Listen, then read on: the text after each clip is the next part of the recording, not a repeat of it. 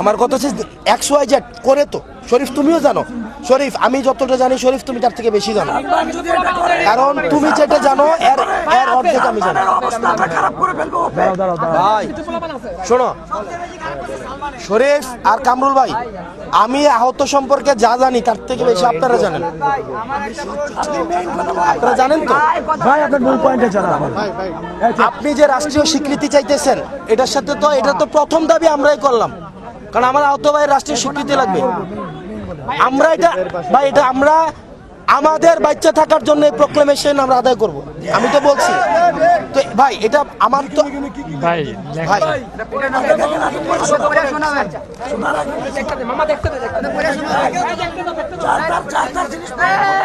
জোরে পড়ে। আচ্ছা ভাই ঠিক আছে ভাই, দেখেন জোরে পড়ুন। 1 নাম্বার বিষয়, 24-এর যোদ্ধাদের মধ্যে আহত ওই শহীদদের হত্যার সাথে জড়িত ব্যক্তিদের পূর্ণাঙ্গ বিচার।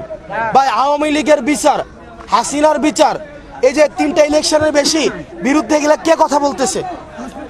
হ্যাঁ, আমরা কথা বলতেছি না এই বিচারের আমরা কথা বলতেছি না, আমরা সবাই কথা ভাই কেউ ভাই যে বলতেছেন এটা তার দায়ভার। আপনি আমাকে পাইছেন কিনা সাজ্জাদ ভাই আওয়ামী লীগের সাথে কোনো ধরনের ভাই ভাই আপনাদের লেখা একটু থামান, আপনার লেখা ভাই সাজ্জাদ ভাই, এখানে যদি শেষ মানুষটা, আমি বললাম আপনিও না থাকতে পারেন হাসিনার বিপক্ষে, আপনিও না থাকতে পারেন আওয়ামী লীগের বিপক্ষে, শেষ ব্যক্তিটা ভাই আমার হারানোর কিছুই নেই, আমাদের হারানোর এখানে যারা আছে আমাদের হারানোর কিছুই নেই। হাসিনার বিচার আমরা নিশ্চিত করব। এবার তবে আপনাদেরকে সচেতন থাকতে হবে কারা এখন হাসিনার বিচার চায় না।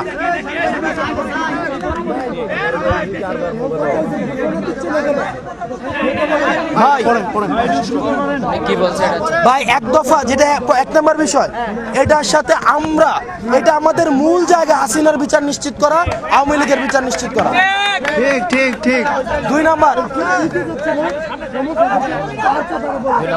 বিগত ফ্যাসিস্ট সরকারের অনুসারীদের সরকারের বিভিন্ন পদ থেকে অপসারণ পূর্বক গ্রেফতার করা।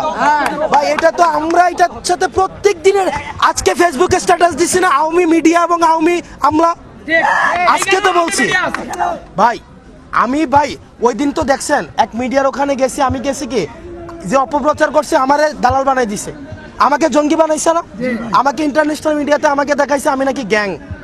আমি কি করতে গেছি? আমি করতে গেছি হচ্ছে ওই মিডিয়া এই ছাত্রদেরকে জঙ্গি বানাইছে, এই মিডিয়া এই ছাত্রদেরকে বিএনপি সহ তারেক জিয়াকে বলছে না যে ওরা হচ্ছে গিয়া দেশকে অস্থিতিশীল করতে চায়। আমি এটার বিরুদ্ধে গিয়া যখন ওই মিডিয়াতে গেলাম আমাকে বানিয়ে দিল জঙ্গি। 3 নম্বরে দেখেন ভাই, হিলুল ভাই এখানে আছে, দেখেন আহতদের কোটা মানে ক্যাটাগরি সঠিকভাবে প্রণয়ন। আচ্ছা এখানে কি ইয়ার কেউ আছেন পিজি হসপিটাল এবং হচ্ছে সিএমএইচ এর? ভাই সিএমএইচ এর আছেন? লাস্ট সিএমএইচ এ কবে আপনার সাথে আমার দেখা হয়েছিল? মানে আমি গত পরশুদিন থেকে 3 দিন আগে গেছি ওখানে গিয়ে, এবং স্বাস্থ্য মন্ত্রণালয়ে আমি নিজে ফোন দিয়ে বলছি এই কোটাগারি এমনি থাকতে পারে না, মানে ক্যাটাগরি থাকবে, কিন্তু ক্যাটাগরি ABCD হয়েছে, এটা ভুল ক্যাটাগরি। এমনও হয়েছে আমার হাত যায় নাই, কিন্তু আমার ইন্টারনালি আমার একদম ভাই এটা আপনারা আমাদের সাথে কথা বলবেন না রে ভাই, ভাই আপনারা আমাদের সাথে যদি কথা বলবেন, এই কোটা নিয়ে তো আমাদেরও প্রবলেম। অনেকে আছে ভাই, অনেকে আছে হাত আছে কিন্তু এটা আর কাজ করবে না, এটাকে আপনি ডি ক্যাটাগরিতে রাখবেন দেখা যায় বলে। ভাই আপনারা আমাদের সাথে যোগাযোগ করবেন, এটা নিয়ে আপনারা বলার আগে আমরা কাজ করতেছি রে ভাই, আপনারা বলার আগে। আমি সিএমএইচ গত 4 দিন আগে গেছি, সিএমএইচ মনে নাই, পিজি হসপিটালে গেছি। হ্যাঁ কোথায়? আমি সিএমএইচ গেছি রাতে। আচ্ছা আহতদের পুনর্বাসন প্রক্রিয়া সঠিকভাবে বাস্তবায়ন, ভাই সমাজ কল্যাণ মন্ত্রণালয় এবং এই যে প্রবাসী কল্যাণের যিনি ম্যাজিস্ট্রেট সারোয়ারকে চিনেন তো আপনারা? চিনেন না? আজকে 5 দিন আগেও ওনার সাথে বসছি যে ভাই বিদেশে কোন কোন জায়গায় আছে, যেমন উনি বলছে মালয়েশিয়ার ইয়ামন উন্মুক্ত হবে, মালয়েশিয়া হিলল ভাই এই ভাই কম বলেন আপনি বলেন। শরীফ আপনি বলেন আপনি কামরুল বলেন। ভাই ভাই আমরা যে ম্যাজিস্ট্রেট সারোয়ার সহ আসিফ নজরুল স্যার শুনেন ভাই এই হাসানাত ভাই বলেন আপনি বলেন বলেন আপনি না বলে খাবেন না। আমরা ওখানে গিয়ে বসে যেমন কয়েকটা দেশের ভিসা যেন খুলে দেয় এগুলোর জন্য কাজ হইতেছে, যেমন মালয়েশিয়া সংক্ষিপ্ত না ভাই, আমার সব জানাইতে হবে। আমি সংক্ষিপ্ত করবো।